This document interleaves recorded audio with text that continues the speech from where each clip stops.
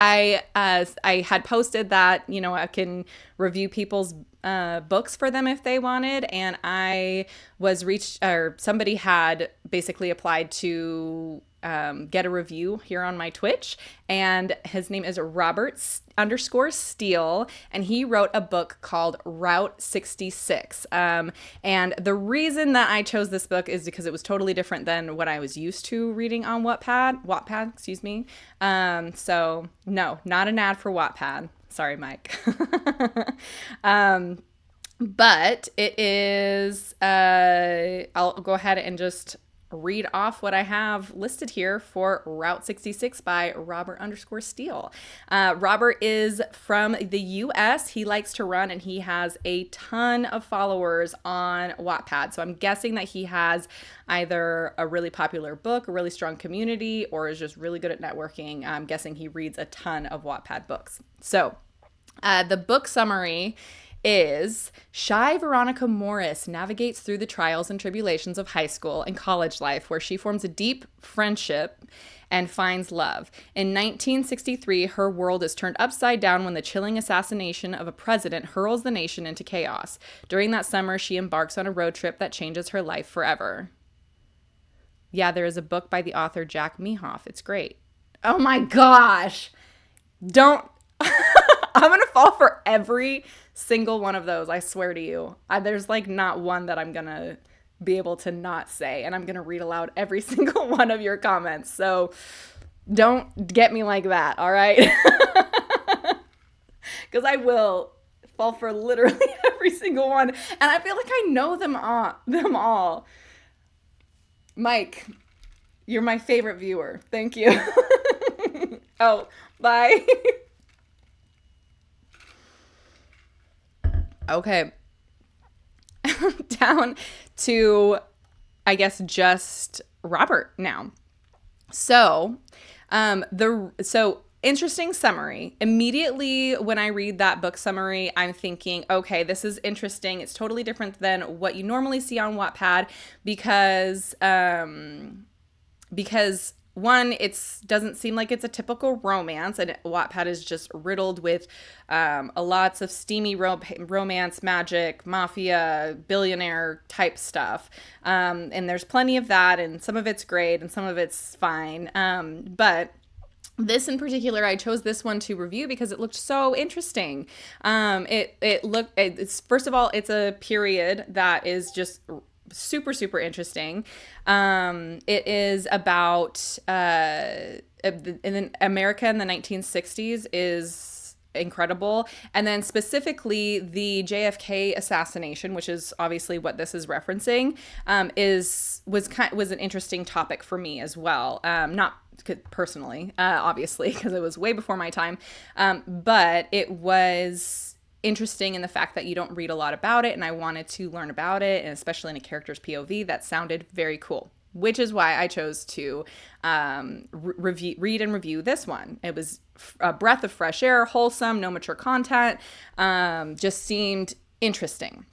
Now the book tags are 21, action, adventure, avenge, beautiful, bully, cold-hearted, college, date, dating, epic, featured, fountain of youth, historical fiction, innocent, introvert, love, mystery, new adult, romance, Route 66, small town, thriller, 21, warrior.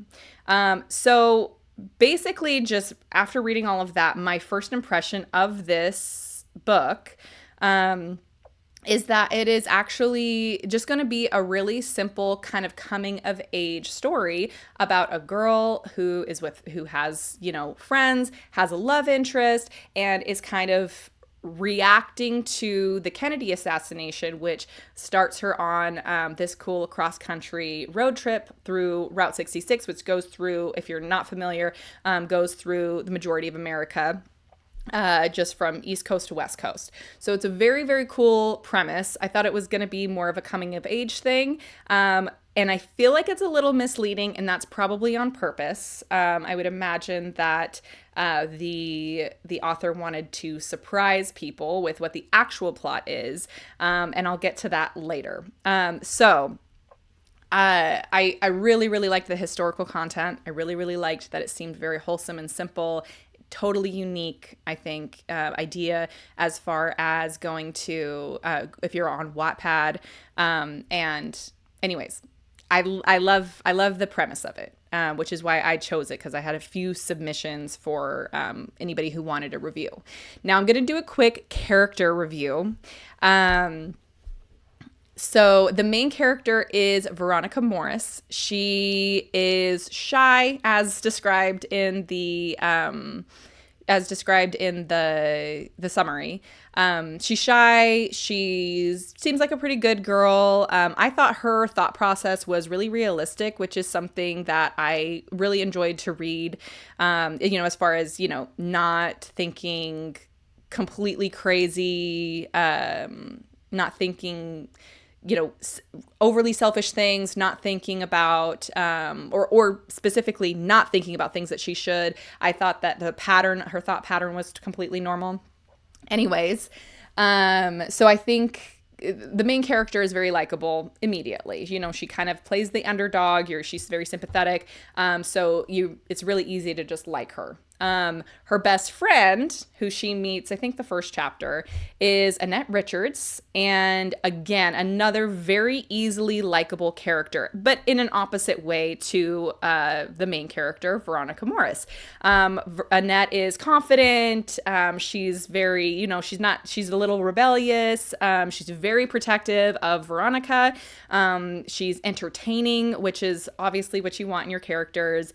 And again, you just immediately like her, which is really great. The third best friend enters the picture, on I think the third chapter or something, Paul Farnsworth. Now he's kind of their third guy in the trio. He's nerdy, super smart, kind of introverted, but he lights up when he talks about math and science, and that's part of what makes him so special. So he shows very early on too that he's not just nerdy and smart and shy and everything. He can also be really brave and loyal to Veronica, which is really really nice. So you again immediately like Paul. You like his character. There is a love interest. That is shown a few chapters later, I think, maybe pretty early on, that she meets in college, Blake Preston, classic football player type, a total sweetheart, and we like him as well. And I'll get to whether or not he's immediately likable later. I think yes, but we'll see. And then there is also a villain, Randolph Hindler. So that is the character review, or the character breakdown. I think that the author does a really good job of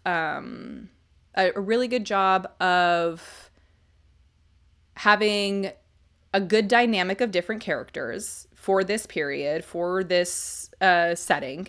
I think that they're different enough. They're cliche, but in a good way. And again, immediately likable. Majority of them are immediately likable, which is, I think, hard to do, especially when it's as simple as it is. So anyways, I'll get on with the story. So the opening is very, very wholesome. Again, reads like a coming of age, shy, nerdy girl and her tight knit group of friends, and growing up in the world, going, starting off, at childhood French, growing up and going to college. About midway through the book, I don't know. It goes from what I think is going to be about a girl and their friendship and how everything changes after college, and how the changing times with the Kennedy assassination and the Cold War. And then it does a complete flip into a sci-fi book, which totally threw me for a loop because I was reading it thinking that I was near the end of the book already. And I was pretty close to the end of the book, and then all of a sudden it makes this huge change, and it came off as a little bit like, what the heck's happening here? Is this a dream? What's happening? So it was very, very sudden, very different. The end chapters continue the bulk of the mid chapters and the end chapters. That's very, very sci-fi near the end, and it provides a good and satisfying end to an exciting and interesting book. So it's if that's what you're looking for, I think you should definitely check out Route 66 from Robert Steele, Robert underscore Steele on Wattpad, because I think that he, it's definitely worth checking out. A few of the quotes that I really liked from the book. Well, one, there was a really great metaphor for, college or childhood life and then embarking into the unknown of college, where it was like they were in a boat and they went from like, easy, predictable shores to like these giant mountains of waves and everything. So there was that. I really liked that metaphor. I thought it was well done. It did abruptly end and the subject changed immediately after that. But I did think that that metaphor was very cool. In chapter 7, Veronica and Blake are out for a walk and they don't say anything. And one of the things that she says is, sometimes words unspoken can be the most intimate. And I thought that that was a really sweet sentiment.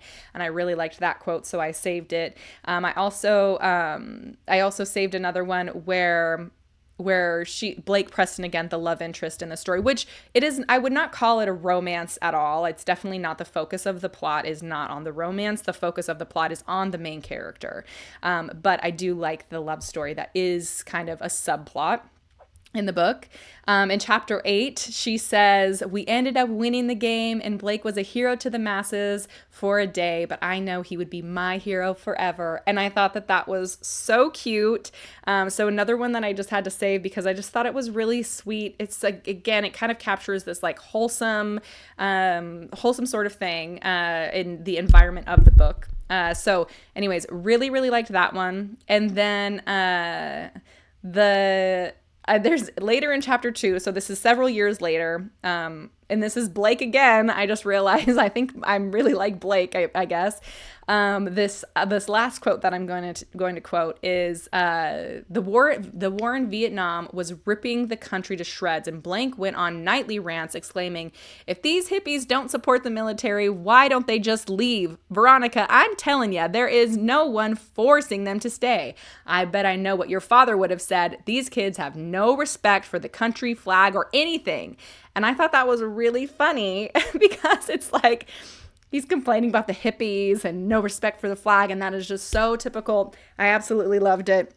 So that one I specifically really, really liked. As far as a quote from the book, I thought it was really cute, and I thought that it was funny. Not cute. I thought it was funny, this quote, and it did make me laugh just thinking of some guy going on a rant about, the changing times, and specifically calling them hippies is hilarious just because, I don't know, it's just funny calling people hippies, even though he is referring, because of the time period, he is talking about actual hippies, of course. So anyways, that is what I really liked about the book. That's a general synopsis. I am going to be getting into spoilers now. So just in case you are considering reading Route 66 by Robert Steele, please, maybe take a break here and finish up the review after you've read the book, just because I want to make sure that I don't spoil the book for you, because I'm going to get very specific. I'm going to try not to spoil absolutely everything, but I am going to be getting pretty specific on the strengths and weaknesses of the book and what I think how it could improve, basically. So again, full warning, spoilers are coming. In fact, here is a spoiler warning for you. So the strengths of the book, it is an interesting and a unique concept. And if you've read the book, or if you are the author, you obviously know that there is a story out there very, very similar to this one, that it is also unique. But I think that this story is unique enough from that other story, that movie that came out, that I think that it's unique in its own right. And I like that. So that I think that is a strength of this book, is its uniqueness. It's a very cool plot, very good characters, realistic despite the wild plot. So that was one thing that it is a really really wild plot, but I feel like the way that it's written, it's almost realistic. So I really liked that. I think that it's an excellent bones of a book, a really excellent like plot, characters, storyline. It's all there and ready. It's a very good idea. I love also one specific thing that I really think that the author did an excellent job was fight scenes. They did a really, really good job on fight scenes. I think that I've read a lot of fight scene. I love adventure stories. And I've read a lot of different types of fight scenes, hand to hand combat, guns, the whole thing. Action is definitely a strength of this author. They, write really clearly, and it's you're sitting on the edge of your seat the whole time reading it, and you know what's happening. I feel like a lot of fight scenes, you get lost in the where their hands were, or where their feet were, or how much pain they're in, or blah blah blah. I think that the fight scenes were written really well. I have no notes on the fight scenes. I think those were really interesting, very fun to watch, and difficult. I mean, all of Wattpad could definitely take some pointers from the author Robert Steele on this one. So those were I think the strengths, and the weaknesses of this book. And brace yourself, author, because I know you're going to be watching this. Is it was not very. You need to at the Discord when you go live. I literally forgot what day it is. I'm sorry. I just went in and got started. But I'm so glad you're here. I had a really funny, I don't know if you can see in the chat, but I had a really funny guest, and I really like Mike Pause Hawk 58. He tricked me into saying bad words. Anyways, he's great. But I'm reviewing Route 66 right now, and I was actually getting into the yeah, it was pretty funny. I'm getting into the my notes basically on the story. So you came at a funny time in the middle of it. So sorry, author, if you're watching, to be pausing right now. But anyways, the book was not terribly fun to read. I enjoyed it. Just to be clear, I enjoyed the book. It could be so much more fun to read. There's so much room for improvement, so much potential in what you have chosen, that I think that there is a lot to be done. So the majority of the book reads like an info dump, which means, hang on. Oh, it reads like an info dump. So you're just providing information. You are just telling us what is happening. It's like if you were to describe your book to another person and tell them, like, this is what happens in the book, instead of actually letting us experience it. So I think that there is a lot of telling us and not showing us what's happening in the book. I don't know if you have heard that story of that saying, show, don't tell. Show us what's going on with the characters. Find creative ways to do this.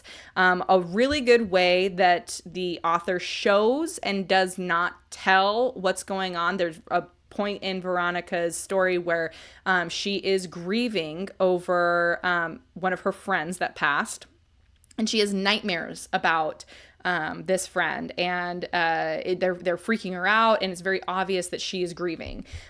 So that I think is a really good example of how you're showing us that she is heartbroken, she is traumatized, she's still dealing with it, without saying, and Veronica was heartbroken and traumatized and still dealing with it. Like that. I think that that's a good example of how you did that right. And there just needs to be a lot more in my unlearned experience. There could be a little bit more of that. There's also opportunity for a lot more character development. Characters aren't given their justice, both with time on the page and their overall impact on the story. You have incredible characters. You have interesting characters. They seem like they are just kind of thrown in alongside the plot. Like, it's very plot heavy. And again, it's it's plot heavy in a way that it's just you're telling us exactly what's happening instead of letting us kind of see it through the character's eyes, seeing how the other characters are reacting, which is what makes a book fun to read. When people are reading the stories where they're in love with the characters or if they're having an emotional response, that's what makes a story great and fun to read. So I definitely think that there could be a lot more of that in the story. Another thing is the transitions. So moving from scene to scene in the book, it's very abrupt. It's like all of a sudden we're doing something different, and it was a little bit confusing sometimes, where we're on this scene and then we're on the next scene. And then but you have to like kind of like be like, okay, wait, we were just talking about this, now we're talking about this, and there's not a lot of like flow in between thoughts. There's not a lot of flow in between scenes. When you're changing subjects, there should be some type of either blending or like, thought process. Oh, I was thinking about this, then I think about this, and then it turned into this, or we were doing this. And I feel like there's not a lot of that. It's just very abrupt change to change to change.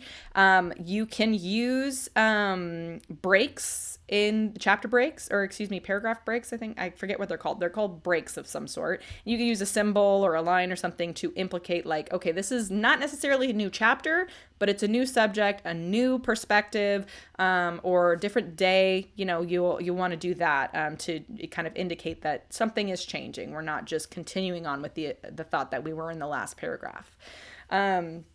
Oh, they're called scene breaks, excuse me. And be careful not to overuse those, because sometimes that happens too. So if you're changing the subject a lot, you're having a lot of breaks, and try to just make the story flow a little bit better.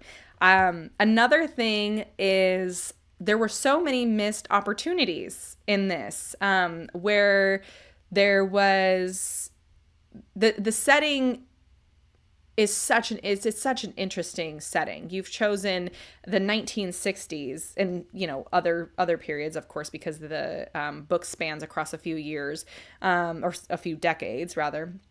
But the 1960s is kind of where the bulk of it is, and it's such an interesting time. The Kennedy assassination, which is, again, what I think I had mentioned before, part of the reason why I chose this book to read and review, because I thought it was a very interesting story.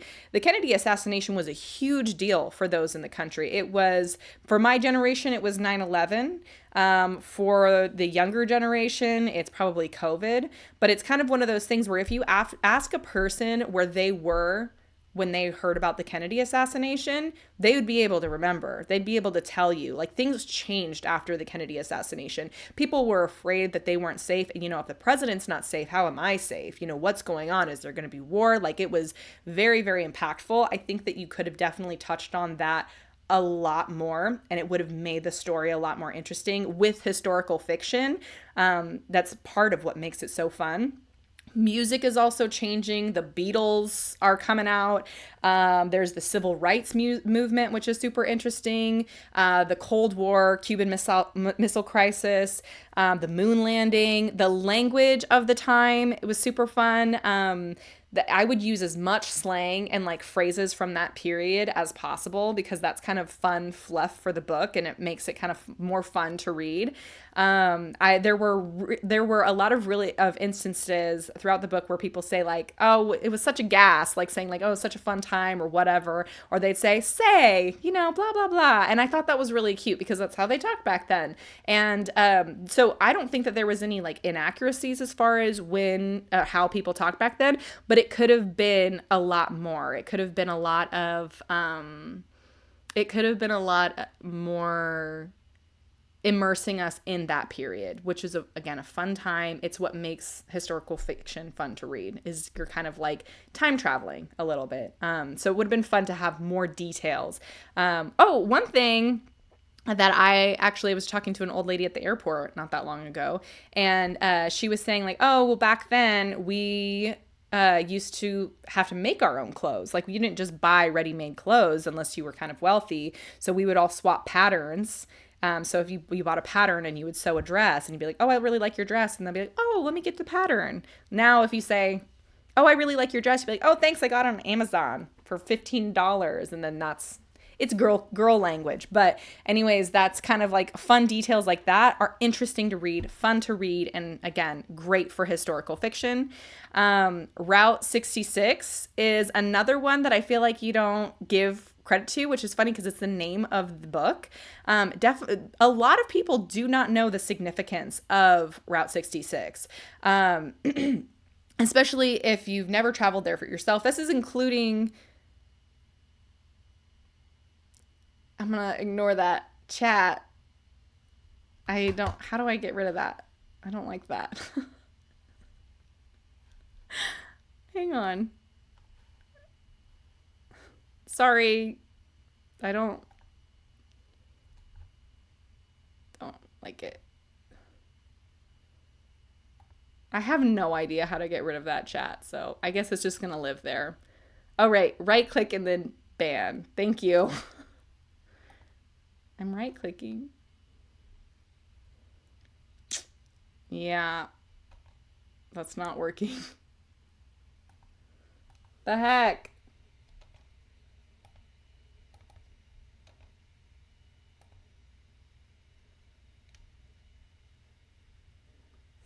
Right. Yeah, I don't know.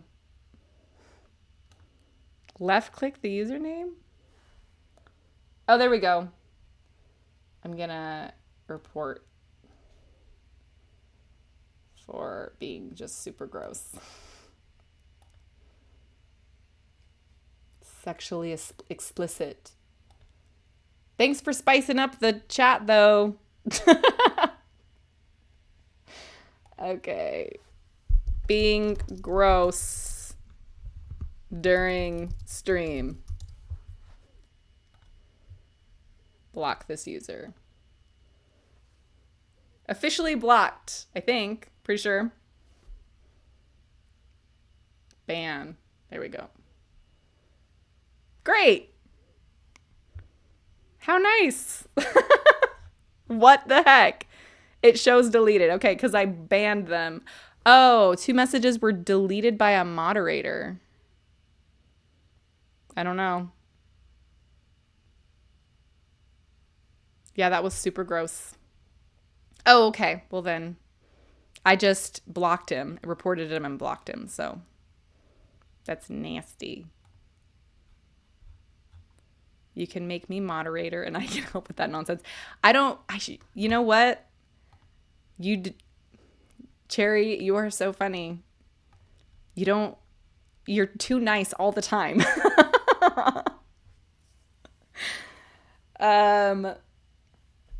Okay, so sorry, author or whoever's reading this. We had a little mild interruption.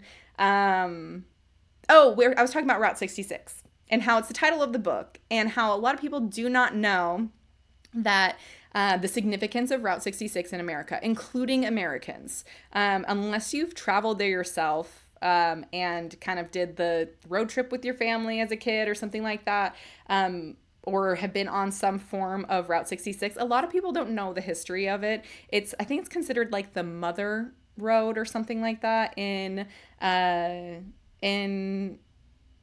America, but it basically goes from the East Coast to the West Coast. Very cool road, has a lot of history. Right now, I think it's like ripe with like alien conspiracy theorists and like 50s diners, and there's like a lot of like looking in the past during the time that this book is set. So I think that it's kind of Route 66 in its prime. So I would dive more into that, especially because it's the title of the book.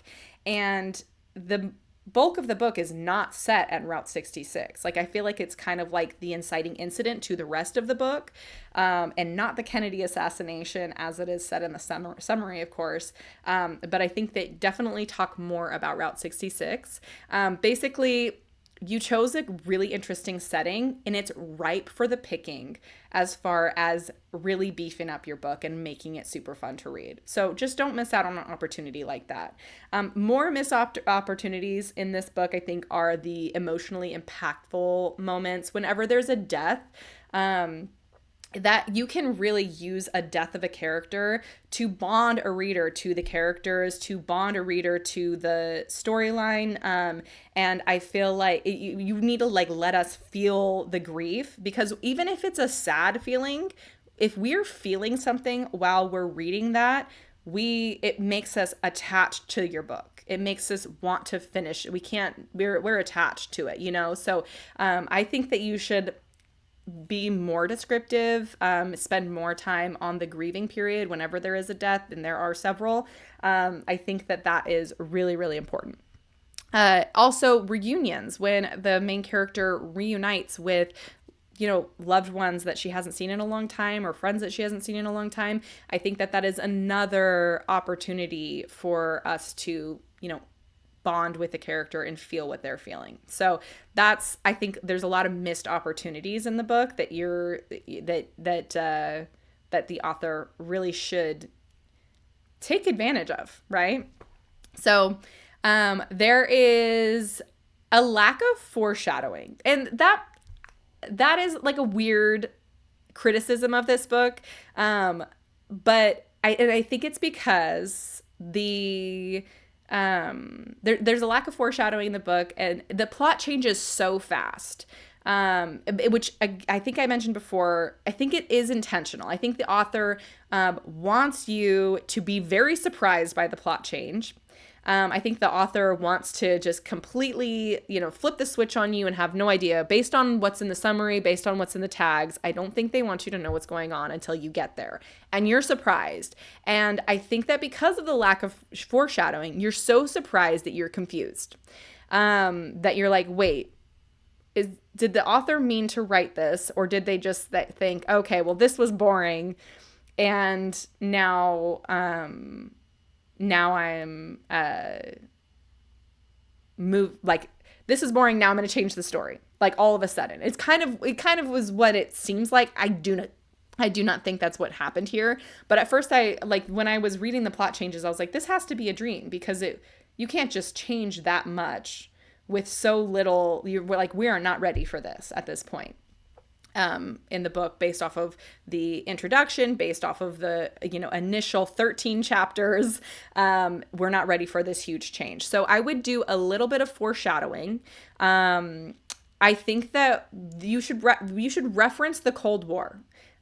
Again, in the missed opportunities, you should be referencing the current times. You should be referencing the Cold War, or the author should have referenced the Cold War.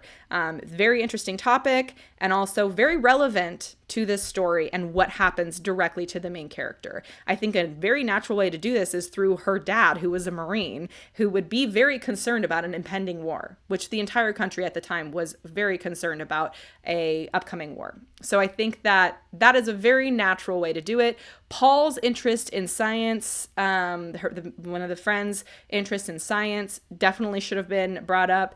And talking about alien conspiracy theorists. And I don't want to steer anybody wrong. This book is not about aliens in any way. But if you were to talk about going on Route 66, I think that you should be talking about, like, maybe the parents warn them, well, watch out for those alien conspiracy theorists because they're crazy or whatever. Like, I would definitely mention something about that, just so you're not like, what is going on here? Like, it seems totally new. I think that there's a lot of lack of, I think if that stuff like this is like totally natural, you're still going to be completely surprised by the plot. And it will make a lot of what happens later seem completely intentional. There were minimal grammar and punctuation errors in the book as well. Not very much at all. There were just a few run-on sentences and grammatical errors. The biggest issue that I had and made it difficult for me to read as a reader were the open quotations. So whenever there's multiple paragraphs, lack of open quotations, whenever there's multiple paragraphs in a dialogue, you need to have a quotation mark at the beginning of the paragraph, and you don't need it at the end until the person talking is absolutely done talking. Otherwise, it can be a little bit confusing. And then this book desperately needs an epilogue. It ends super abruptly. Again, I had to double check to make sure that it was marked as complete because I thought there should definitely be more here. And it's not just like an unsatisfying, oh, there's got to be more, right? Or is there a sequel or what is that? Like, it wasn't like that. It was just kind of like, wait, what happened? Is this really it? We're not getting any more. Is it over? And maybe that it is leading up to a sequel. I wouldn't be surprised if there was a sequel to this, just because the main character is left in a specific type of position. But I think there needs to be an extra chapter or an epilogue at the very end to kind of help us to feel what the character's going through, or even just an extra few paragraphs at the end, instead of saying like, oh, and then the main character got their happy ending, saying something, helping us to kind of slow down and pace it to where it's like, okay, this is the characters coming down and realizing that like, oh, all these things can happen. My future is opened up. I feel like there's a lot of opportunity at the very end. So that to me was like very, very, very abrupt. So those are my main notes as far as like opportunities for improvement on the book. And then also when a couple of just really, really random notes that I had across the line. When you meet Blake, the love interest, there is foreshadowing. And it's misplaced foreshadowing because this is the moment that you meet him and he says, you look like Dorothy from The Wizard of Oz. And so he's like, well, make me the Wizard of Oz. And she goes, you mean somebody who's pretending to be somebody they're not, which is what The Wizard of Oz is, right?